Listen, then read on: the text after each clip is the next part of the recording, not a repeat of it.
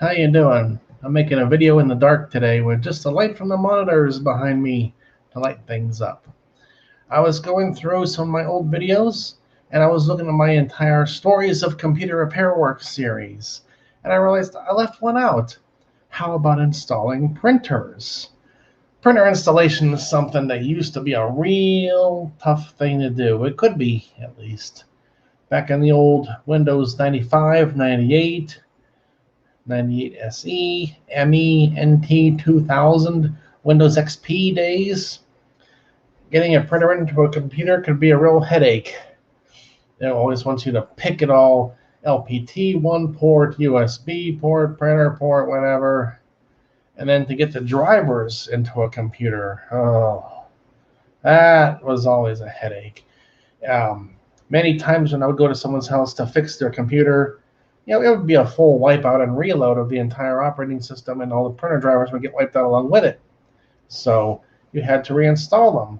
And if you didn't know what kind of printer they had when you had the computer at home, they might not even know if you called them and asked them, because they wouldn't know where to look on the printer for the model number. So that got to be a real pain for a lot of years.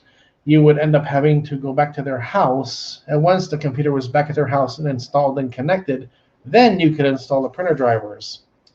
And back in those days, a lot of people still had dial-up, or a very slow version of what was then considered broadband internet. And so you'd be trying to download a 100 megabyte printer driver or more, and it would take sometimes 20, 30, 40 minutes. You're just sitting there watching the numbers inch up very, very slowly. 23%, 24%, and then just sitting around waiting forever because they lost their CD that came with the printer, and the only thing you can do is download the driver from the manufacturer website, and it just took forever, especially if they had actual 56K dial-up. Say, well, quit being so cheap and get some high-speed internet in here. It's your fault it's taking so long. Yeah, but no one ever complained because I was the one fixing their computer. I was the hero of the day. I was getting things done for them. Well, once we got up to Windows Vista, Vista had lots of problems, but it was better at detecting the printers and getting the drivers in. And once Microsoft got up to Windows 7, installing printers became pretty easy. It would detect what you had, and in some cases, it would just download the print driver for you, or at the very least, it was a lot easier to go to the manufacturer website, download it, and install it, and it would work more smoothly. And we got up to Windows 8, Windows 10 now. I've never been a fan of Windows 10 for all the spyware in it, but it is a lot better at installing peripherals and printers, as part of them. So it'll pretty much do it by itself, really.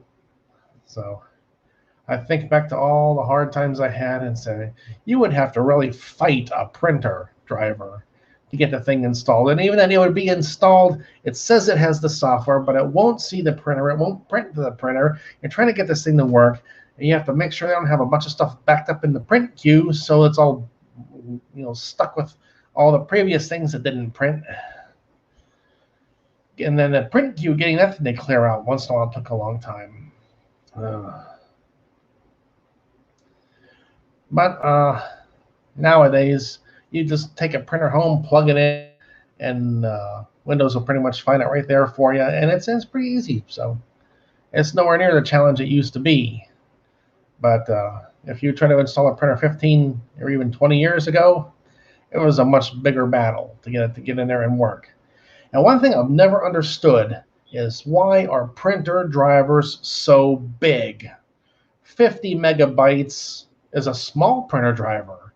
I've seen a couple of manufacturers, I forget the names right now, but they've normally had pretty small printer drivers, 20, 30 megabytes. That's enough to make the thing work. What do you need a 150 megabyte printer driver for? What is it telling this computer to do to make it print a piece of paper?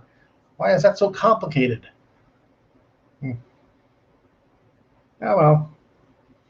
I didn't engineer the thing, and I sure ain't going to take the time to learn about it and figure things out. So, all right.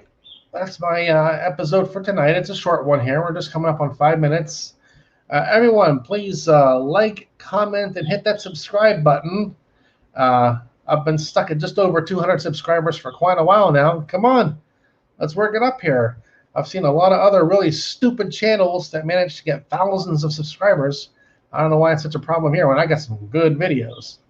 So, all right, that's all for right now. See you later on.